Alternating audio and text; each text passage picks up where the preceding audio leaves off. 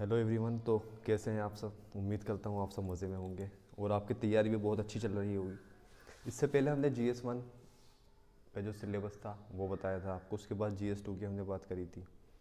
अब इसके बाद जो आता है GS 3 आता है, जिसे बेसिकली इकोनॉमी का हम पार्ट बोल लेते हैं। बट इकोनॉमी का पार्ट सिर्फ इकोनॉमी का नहीं होता है, इसके अलावा भी बहुत सारे इसमें पोर्शन होते हैं, जैसे कि स्क्रीन पर आपको दिखाई दे रहा है।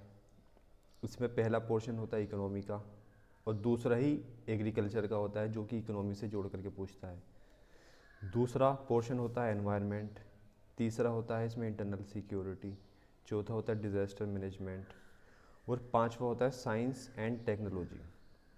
हिंदी में अगर बात करें तो इकोनॉमी होता है अर्थव्यवस्था और एग्रीकल्चर कृषि होता है। एनवायरनमेंट होता है पर्यावरण, जो पर्यावरण के इश्यूज चल रहे हैं तो उससे सवाल पूछे जाते हैं एग्ज़ाम में।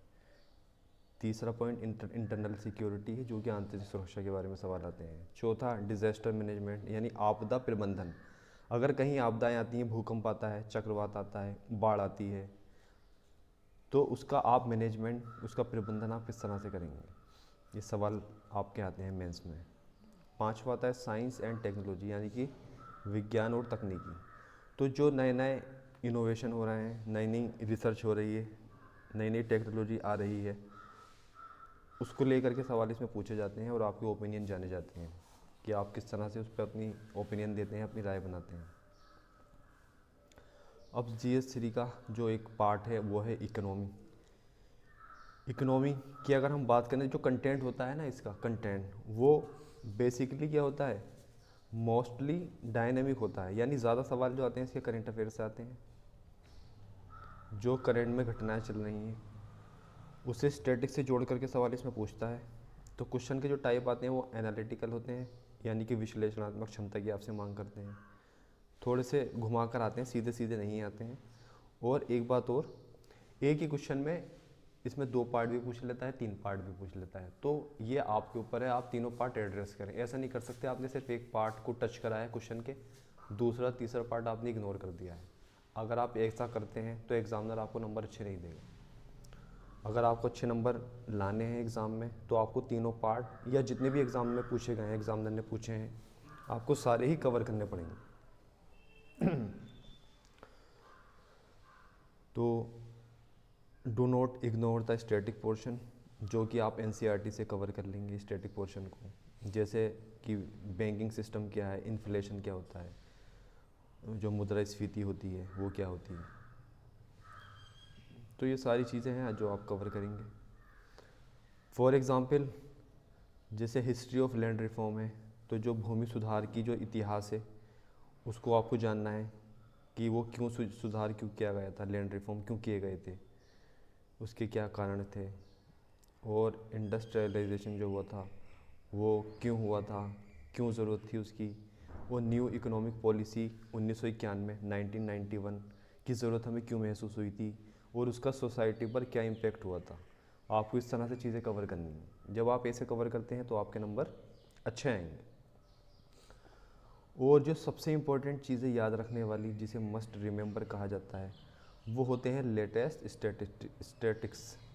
तो जो लेटेस्ट स्टैटिक्स होते हैं वो आपको याद रखने हैं, जो आंकड़े होते हैं, जिसमें फैक्ट जो होते हैं, जो इंस्टीट्यूशन या कोई कमिटीज़ वो सजेस्ट करती है आंकड़े या पब्लिश करती है, तो आपके नज़र में होने चाहिए, आपके नोट्स में वो नोट डाउन होने चाहिए। क्योंकि जैसे आप लेटेस्ट जो आंकड़े हैं स्टैटिक्स, अगर आप आंसर में कोट करते हैं तो आपके नंबर अच्छे आते हैं। फॉर एग्ज़ाम्पल पॉवर्टी की बात चल रही है यानी गरीबी की, GDP की बात चल रही है, ग्रोथ डेवलपमेंट प्रॉफिट की अगर बात चल रही है, इसमें ग्रोथ डेवलपमेंट प्रॉफिट, इंफ्रास्ट्रक्चर की बात चल रही है, और इसी तरह से बहुत सारी चीज़ें वो पूछ सकता है। तो आपको ये चीज़ें देखनी है। इसके बाद आता है must be well versed with की गवर्नमेंट स्टेप्स टेकन। जो गवर्नमेंट के अभी हाल फिलहाल में स्टेप्स लिए गए हैं इकोनॉमी की फील्ड में, एग्रीकल्चर, एनवायरनमेंट या डिज़ास्टर मैनेजमेंट या इंटरनल सिक्योरिटी, तो आप उसे भी ऐड कर लेंगे। इसके अलावा इंक्लूड करने जो फ्लैगशिप स्टेप्स होते हैं taken by the present government, और जो बहुत इंपॉर्टेंट जो स्टेप्स होते हैं फ्लैगशिप स्टेप्स होते हैं जो गवर्नमेंट ने हाल फिलहाल में अभी प्रेजेंट में लिए हैं, तो आपको उस पर भी नोट्स बनाने हैं, वो बहुत ज़रूरी हो जाता है। जैसे कि जीएसटी की हम बात करते हैं तो जीएसटी आप जानते हैं बहुत इंपॉर्टेंट टॉपिक होता है। उसके बाद जैसे आईबीसी है और आधार कार्ड के बारे में कुछ ना कुछ आता रहता है न्यूज़ में, तो उसके आपको अवेयर होना चाहिए। अब इकोनॉमी में बहुत ज़रूरी होता है बजट। जो बजट होता है गवर्नमेंट का डॉक्यूमेंट्स है, वो हर साल गवर्नमेंट पब्लिश करती है, तो आपको लेटेस्ट जो बिल्कुल नया बजट है उस साल का वो आपको पढ़ना है। तो उसकी भी बजट की आप समरी पढ़ सकते हैं और उसको आपको अंडरस्टैंड करना है उसका रेशनल, उसके पीछे तर्क क्या था, बिहाइंड द स्टेप्स टेकन, यानी जो भी स्कीम शुरू की गई है, जो भी स्टेप्स लिए गए हैं उसके पीछे का कारण क्या था, वो क्यों शुरू किया गया, वो आपको जानना ज़रूरी है। क्योंकि एग्ज़ाम में एग्जामिनर जब सवाल पूछता है आपसे तो इसी तरह से पूछता है, उसके पीछे का रीज़न पूछता है कि कोई स्कीम कोई योजना अगर शुरू की गई है तो उसके पीछे का कारण क्या था।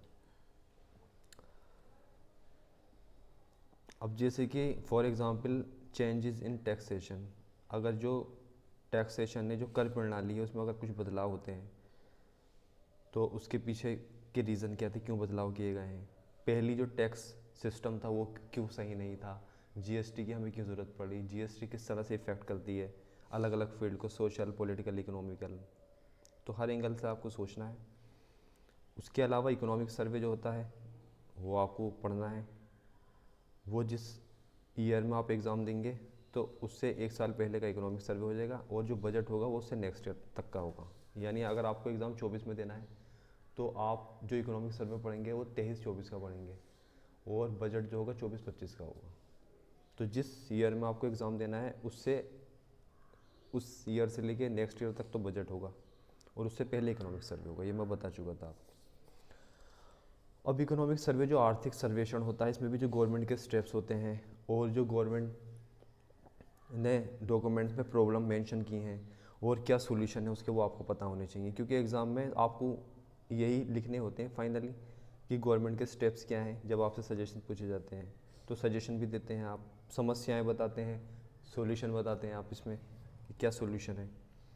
इसके अलावा लेटेस्ट रिपोर्ट एंड कमिटीज़, अब जो लेटेस्ट रिपोर्ट है कमिटीज़ है वो आपको कोट करनी जो न्यूज़ में चल रही है, जैसे नीति आयोग एक्शन एजेंडा है, और अशोक दलवाई कमेटी है, और कैलकर कमेटी है जैसे। तो इसने जो कहा है कमेटी ने किसी भी फील्ड में किसी टॉपिक के बारे में किसी इशू के बारे में, तो आपको उसे नोट डाउन कर लेना है और अपना आंसर में आपको कोट करना है। इससे आपका आंसर क्या हो जाएगा, अच्छा लगेगा, एनरिच हो जाएगा। अब GS3 का जो एक पोर्शन आता है वो होता है एनवायरनमेंट यानी पर्यावरण। पर्यावरण आप जानते हैं बहुत इंपॉर्टेंट होता है टॉपिक, बहुत ही आजकल आप जानते हैं कि पोल्यूशन कितना हो रहा है और पोल्यूशन से किस तरह से हेल्थ इश्यूज़ हो रहे हैं और सोसाइटी में बहुत सारे इश्यूज़ हो रहे हैं, तो आपको वो जानना ज़रूरी है। तो इसका जो कंटेंट होता है एनवायरनमेंट का वो मोस्टली कैसा होता है, डायनामिक, यानी करंट से जो चीज़ें चल रही हैं उसे उस इशू पर वो स्टैटिक से जोड़ के पूछता है आपसे। तो आपको समझ सिर्फ करंट के अलावा स्टैटिक की भी होनी चाहिए। Do not ignore the static content, तो स्टैटिक कंटेंट आपको पढ़ना है इसमें, जो आपके टेक्स्ट बुक से आप कवर कर लेंगे, NCERT से कवर करेंगे, क्योंकि डायरेक्ट क्वेश्चन भी कभी कभी पूछ लिया जाता है। फॉर एग्जांपल जैसे बायोडाइवर्सिटी है, जैव विविधता, उस पर सवाल पूछ लिया जाएगा। एनवायरनमेंट इम्पैक्ट असेसमेंट, इस पर सवाल आ जाता है। तो जो पर्यावरण का प्रभाव का जो आकलन होता है उस पर सवाल आ जाता है। Must be well versed with legislations, rules and international measures, और आपको किस चीज़ से अवेयर रहना है, जो लेजिस्लेशंस होते हैं, जो कुछ कानूनी प्रावधान हैं, कुछ रूल्स हैं, कुछ नियम हैं, कानून हैं, और अंतर्राष्ट्रीय जो कदम उठाए गए हैं एनवायरनमेंट को बेहतर बनाने के लिए, वो आपकी नज़र में होने चाहिए और आपके नोट्स में वो नोट डाउन होने चाहिए। आप चाहें तो उसे पॉइंट वाइज लिख सकते हैं, चाहे आप डायग्राम के ज़रिए आप अपनी आसानी के लिए लिख सकते हैं, वो आपके ऊपर। फॉर एग्ज़ाम्पल बायोडाइवर्सिटी का जो एक्ट है वो आपको पता होना चाहिए, क्योंकि प्रीलिम्स में भी आ जाता है और मैथ में भी पूछ लिया जाता है। उसके बाद वेस्ट मैनेजमेंट, वेस्ट आपको पता ही जो कूड़ा करकट होता है उसका मैनेजमेंट प्रबंधन कैसे करना है। अभी जैसे रिसेंटली आपके ही बछाइयों में एक था, अभी जो कोड़ा था वो उठ नहीं पा रहा था क्योंकि वहाँ पर स्ट्राइक पे थे जो मजदूर थे, तो उससे कितनी दिक्कत आप लोगों को महसूस करनी पड़ेगी। इससे हमें उनकी इम्पोर्टेंस का पता लगता है, जो रोड पर वो सफाई करते हैं आपके लिए, वो क्लीन रखते हैं आपकी सिटी को, तो उनका कितना इंपॉर्टेंस होता है, तो हमें उनकी भी रेस्पेक्ट करनी चाहिए। इसके अलावा जो पेरिस में एग्रीमेंट हुए थे एनवायरनमेंट को लेकर, उससे आपको अवेयरनेस होनी चाहिए उसके बारे में कि क्या क्या कदम उठाए गए थे वहाँ पर, वो नोट डाउन होनी चाहिए। इसके अलावा prepare notes on important topics, जो आपको नोट्स तैयार करने हैं वो इम्पोर्टेंट टॉपिक्स पे करने हैं, लाइक क्लाइमेट चेंज, जैसे मौसम में जो बदलाव होते हैं वो कैसे होते हैं, क्या कारण होते हैं उसके पीछे, और रिन्यूएबल एनर्जी होता है, जो एनर्जी को रिन्यूएबल किया जा सकता है, उस एनर्जी की यहाँ बात की जा रही है। और रिन्यूएबल एनर्जी क्या होती है, जिसे पुनः प्राप्त किया जा सकता है एनर्जी को, यानी कि जैसे एक बार ख़त्म होने के बाद दोबारा प्राप्त करना जैसे मुश्किल होता है, तो वो रिन्यूएबल एनर्जी नहीं होती। तो पोल्यूशन की आपसे पूछा जाता है, इसमें पोल्यूशन कैसे बढ़ रहा है, कैसे रोकथाम इसकी करते हैं। फॉरेस्ट रिसोर्सेज के बारे में आपको पता होना चाहिए, वेस्ट मैनेजमेंट कैसे हो। अब जब पोल्यूशन की बात होती है तो एयर पोल्यूशन होता है, वाटर पोल्यूशन होता है और साउंड पोल्यूशन होता है, तो सब आप पढ़ लेंगे तो एनसीईआरटी में मिल जाएगा आपको, ये स्टैटिक बुक्स में टॉपिक कवर हो जाएगा।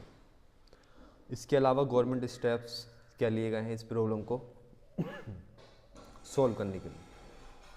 Look out for areas under focus of the government, जो गवर्नमेंट ने जिस एरिया पे ज़्यादा फोकस करा है उस पर भी ध्यान देना। जैसे इलेक्ट्रिक व्हीकल्स पे आए दिन कुछ ना कुछ नियमावली आती रहती है, तो आपको उससे भी अवेयर रहना है क्या क्या चीज़ें चल रही हैं। अब हम आते हैं GS3 का इंटरनल सिक्योरिटी, आंतरिक सुरक्षा का जो टॉपिक है, दैट इज़ वेरी इंपॉर्टेंट।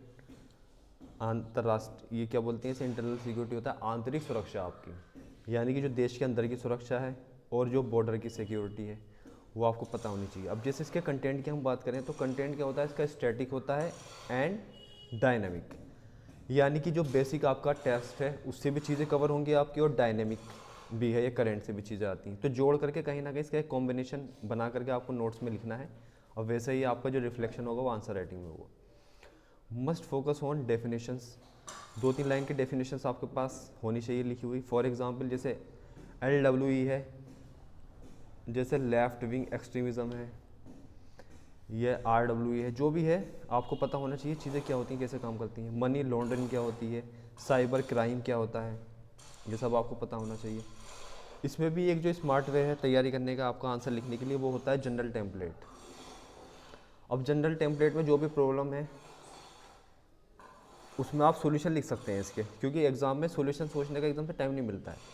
अब फॉर एग्जांपल जैसे कुछ सॉल्यूशन कॉमन है, जैसे इंटेलिजेंस गैदरिंग है, जब आप सॉल्यूशन देंगे तो इंटेलिजेंस गैदरिंग करेंगे आप किसी भी प्रॉब्लम को टैकल करने के लिए, और कैपेसिटी बिल्डिंग होगा जिसमें ट्रेनिंग दी जाएगी और उन्हें इक्विपमेंट, जो सामान होता है, जो ज़रूरत का सामान होता है वो उन्हें मुहैया कराया जाएगा, चाहे हथियार हो सकते हैं उसमें, ठीक है। और इंटर स्टेट कोरिलेशन होगा इसमें, तो ये सब क्या होना चाहिए, मस्ट बी इन्हांस, इन्हें सबको इसमें वृद्धि होनी चाहिए, बढ़ाना चाहिए। इसके अलावा focus on new threats and dangers, तो आपको फोकस इस पर करना है जो न्यू थ्रेट्स हैं हमारे, जैसे साइबर सिस्टम हो गया, ये हमारा ये सोशल सिस्टम है, ये बैंकिंग सिस्टम है, तो जो इसमें न्यू थ्रेट्स हैं उसको आपको अवेयर रहना है, इसमें जो न्यूज़ में चल रही चीज़ें, और जो डेंजर्स हैं बॉर्डर पर या हमारी कंट्री में, उसमें आपको उसको लेकर के अवेयर रहना है। फॉर एग्ज़ाम्पल जैसे लोन वॉल्फ अटैक्स थे, या अर्बन टेररिज्म है, या मॉब वायलेंस है, मॉब लिंचिंग है, बहुत सारे रैंसमवेयर है जैसे, है ना, तो इसमें आपको पहले से अवेयर रहना है इसमें, तो ठीक है, ये सब आपको करना है इसमें। अब इसके बाद क्या हुआ है कि must use maps for questions on border security, तो आपको मैप्स भी बनाने हैं अगर बॉर्डर सिक्योरिटी के कोई टॉपिक की बात चल रही है। अगर आप मैप नहीं बनाएंगे तो एग्जामिनर सोचेगा इन्हें पता नहीं है चीज़ों के बारे में, कौन सी स्टेट कहाँ पर है, कौन सा इशू चल रहा है, किस एरिया को लेके इशू चल रहा है, तो कहीं ना कहीं आप मैप अगर ड्रॉ करेंगे एग्जाम में तो नंबर अच्छे आएंगे, तो इससे प्लस पॉइंट आपका बढ़ जाएगा। इलीगल इमिग्रेशन होता है, जैसे स्मगलिंग होता है, ड्रग्स होता है, ट्रैफिकिंग होता है ना, ये सभी इश्यूज़ हैं, इस पर आपके पास नोट्स होने चाहिए बने हुए। तो be aware about army and police reform in news. अब कहीं ना कहीं हमारी जो पुलिस रिफॉर्म है उसके ऊपर बात चलती रहती है, पुलिस में रिफॉर्म होना चाहिए, पुलिस को सेंसिटिव बनाना चाहिए, पुलिस को मोर अवेयर बनाना चाहिए और उसे टेक्नोलॉजी से इक्विप्ड बनाना चाहिए पुलिस को हमारे। क्योंकि जब पुलिस हमारी जितनी ज़्यादा सेंसिटिव होगी, जितना उसका जो कम्युनिकेशन होगा, वो जो कम्युनिकेशन गैप है वो जितना कम होगा ना लोगों के बीच में, तो उससे काम करना आसान हो जाएगा। ठीक है, आज हमारा क्या होता है, पुलिस को देख करके लोग घबराते हैं, डरते हैं, लेकिन पुलिस डरने की डराने की चीज़ नहीं है। पुलिस भी एक फ्रेंड की तरह होते हैं आपके, तो कहीं ना कहीं वो अवेयरनेस लानी ज़रूरी है। वो भी हमारे फ्रेंड होते हैं, हमारे लिए वो स्ट्रगल करते हैं, तो हमें उनकी रेस्पेक्ट करनी चाहिए, तो उनका हमें भी ख्याल रखना चाहिए। अब GS3 में जो टॉपिक आता है वो आता है डिज़ास्टर मैनेजमेंट, यानी कि आपदा प्रबंधन। इंपॉर्टेंट टॉपिक ये भी, कंटेंट तो इसका स्टैटिक से भी आता है और डायनेमिक से जोड़ करके पूछते हैं। अगर कहीं आएगा बाढ़ तो उसके कारण जो होंगे, क्यों आती है बाढ़, बाढ़ की डेफिनेशन क्या है, अगर भूकंप आ रहे हैं क्या डेफिनेशन है, मैप पता होने चाहिए आपको, किस तरह से अब भूकंप आते हैं, किस तरह से जो प्लेट टेक्टोनिक से वो उसमें हलचल होती है और फिर वो हिलने लगती हैं तो भूकंप आते हैं, ये और भूगर्भिक हलचलें होती हैं, जो ज़मीन के नीचे की हलचलें होती हैं उसके कारण भूकंप आते हैं। तो कहीं ना कहीं ये सब आपस में कनेक्टेड होते हैं। भूकंप आएंगे तो कनेक्टेड होगा किससे, कहीं ना कहीं बाढ़ से भी वो रिलेट करेगा, कहीं ना कहीं चक्रवात से, सुनामी से, ठीक है, वो सब लैंडस्लाइड्स जो होते हैं, भूस्खलन, उससे कनेक्ट करेगा। इसमें भी आप कर सकते हैं डिज़ास्टर मैनेजमेंट में, एक डेवलप है general template on different disaster with common set of points. इसमें भी आप सोल्यूशन लिख सकते हैं कि अगर बाढ़ आ रही है तो क्या सोल्यूशन हो, चक्रवात है तो क्या सोल्यूशन होना चाहिए, ठीक है, अगर सुनामी आ रही है तो क्या सोल्यूशन होना चाहिए। अब इसमें भी 3 तरह से सोल्यूशन आप दे सकते हो। फॉर एग्जांपल, जैसे एक तो होता है प्री क्राइसिस, यानी जो भी क्राइसिस है उससे पहले आप क्या तैयारियां करेंगे। जैसे फॉर एग्जांपल बाढ़ आने वाली है, अगर बाढ़ आएगी तो बाढ़ आने से पहले क्या आप मेजर्स उठाएंगे, क्या कदम लेंगे आप, वो आपके पास नोट डाउन होने चाहिए। फिर होता है ड्यूरिंग क्राइसिस, अगर बाढ़ आ चुकी है, आना जारी है, तो उस दौरान आपके क्या कदम उठाएंगे आप। फिर होता है पोस्ट क्राइसिस, अगर बाढ़ के बाद क्या कदम उठाएंगे। यानी कि 3 स्टेप्स होते हैं, एक तो पहले तैयारी, फिर उस दौरान तैयारी अगर आपदा आ रही है, फिर आपदा जब रुक गई है उसके बाद क्या कदम उठाएंगे आप। इस पर आपको ध्यान देना है।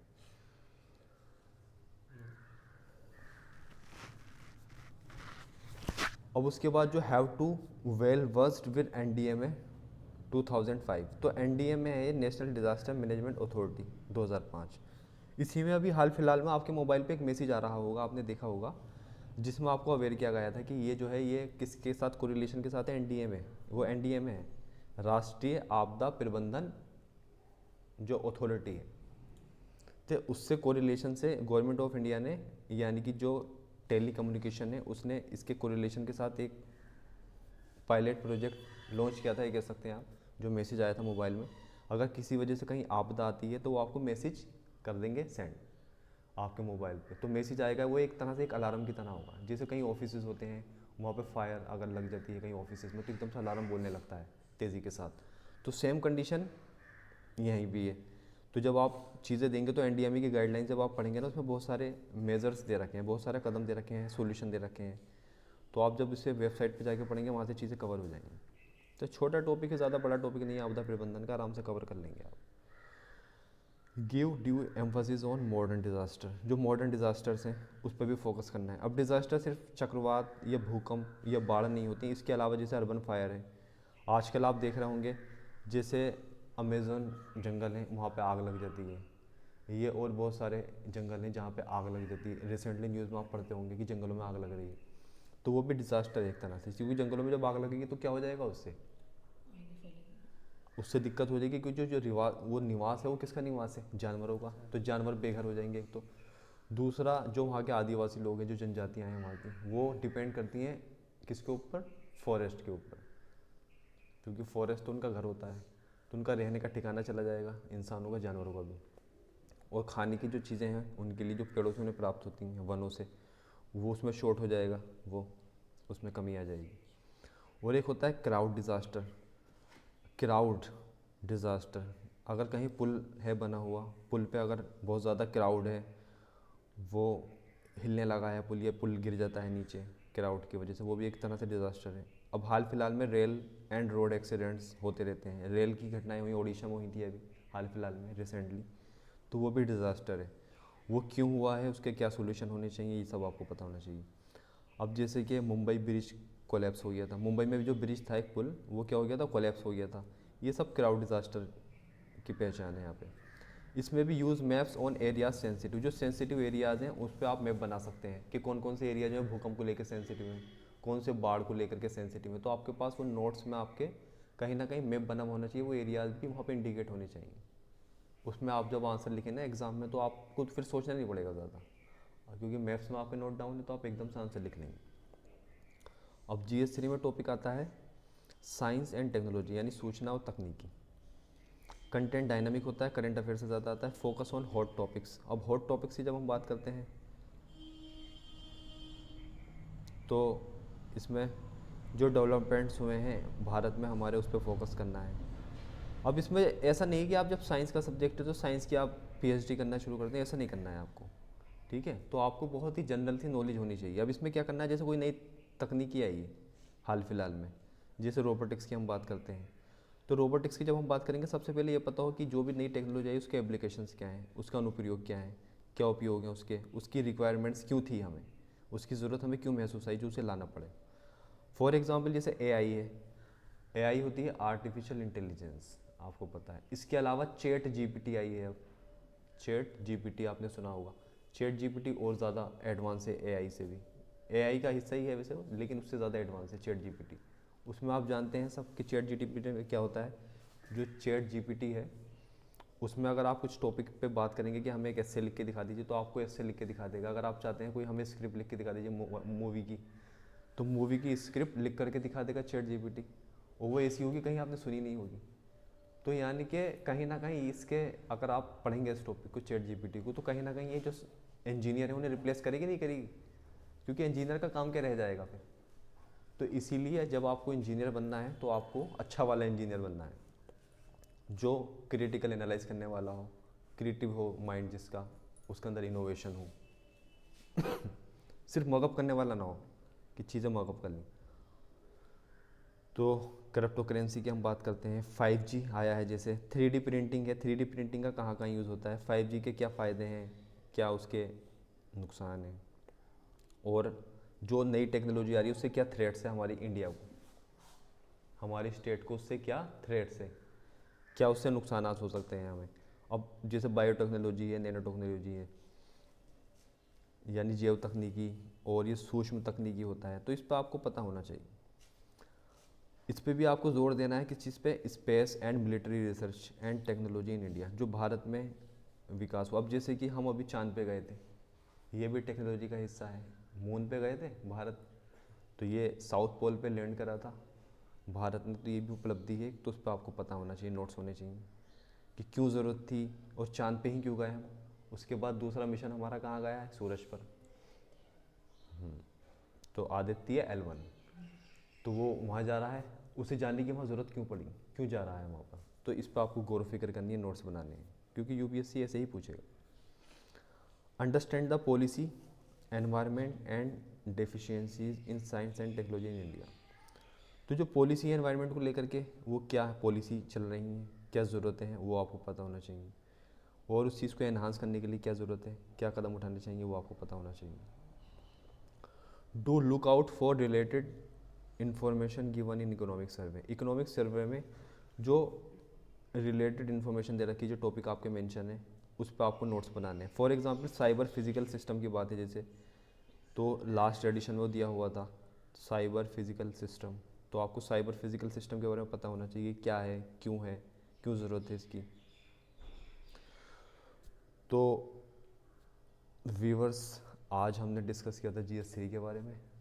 तो आई होप आपने वीडियो को एंजॉय किया होगा। अगर आपको हमारी वीडियो अच्छी लगती है तो आप इसे लाइक कर सकते हैं, और हमारी वीडियो को वाइडली शेयर कर सकते हैं, और हमारे चैनल को आप सब्सक्राइब कर सकते हैं। तो थैंक यू वेरी मच, मिलते हैं नेक्स्ट वीडियो में।